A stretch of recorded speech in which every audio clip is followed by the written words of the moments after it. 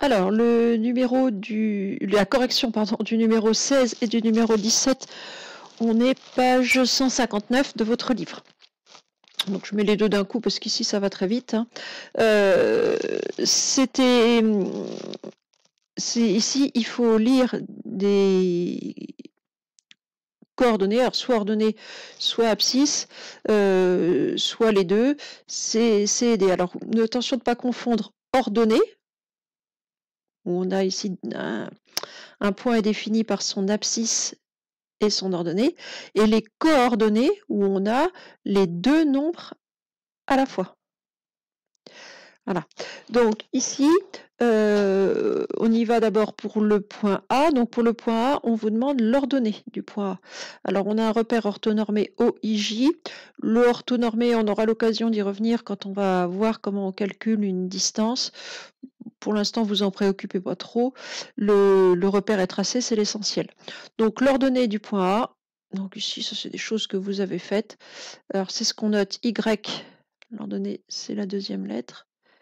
Y du point A, elle est égale, il n'y a pas de difficulté, à 2. Ensuite, l'abscisse du point B, le point B il est ici, son abscisse c'est ce qu'on note X, l'abscisse de B vaut 0. Ici, on est au niveau de l'origine. Ensuite, les coordonnées de C et de D. Donc, coordonnées, donc là on demande les deux nombres, l'abscisse et l'ordonnée. Donc, pour le point C, on est ici sur une abscisse de -2 et sur une ordonnée qui vaut 0. Il n'y a rien en altitude, on est au niveau du plancher.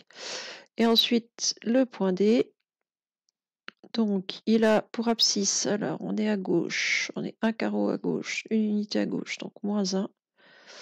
Son ordonnée, 1, 2. Voilà.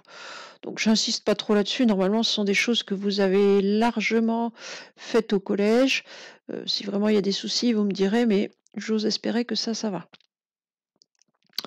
Ensuite, si j'ai A, B, C, 3 points dans le repère OIJ, donc là le repère OIJ est un petit peu moins habituel, il est un peu tordu.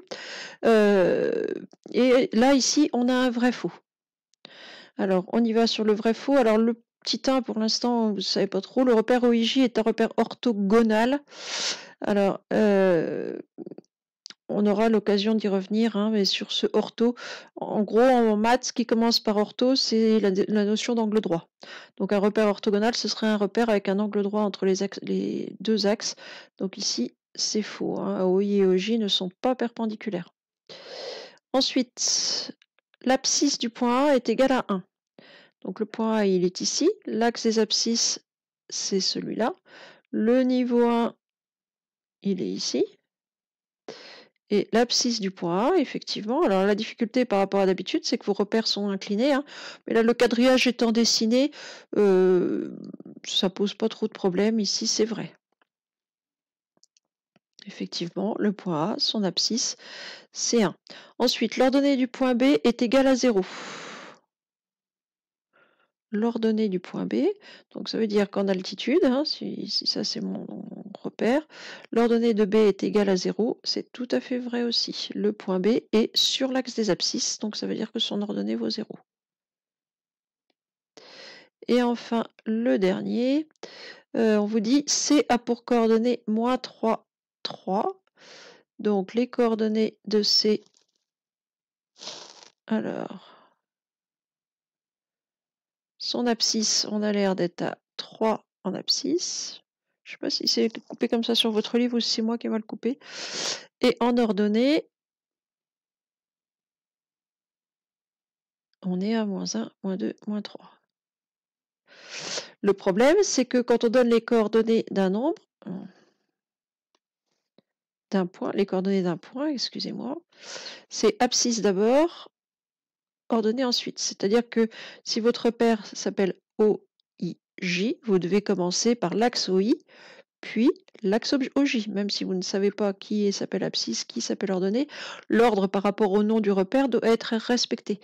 Donc l'axe OI, donc le premier nombre qu'on va mettre, ça doit être 3. Et sur l'axe OJ, le deuxième nombre, c'est moins 3. Or, on nous proposait moins 3, 3. Donc ça, c'est faux. Voilà. Donc c'est tout pour cet exercice. Normalement, ce sont des choses que vous avez faites au collège. Alors peut-être pas avec un repère un peu tordu comme celui-là, mais au moins sur le repère orthonormé, là sur le numéro 16, normalement, ça ne doit pas poser de soucis. C'est tout pour celui-là.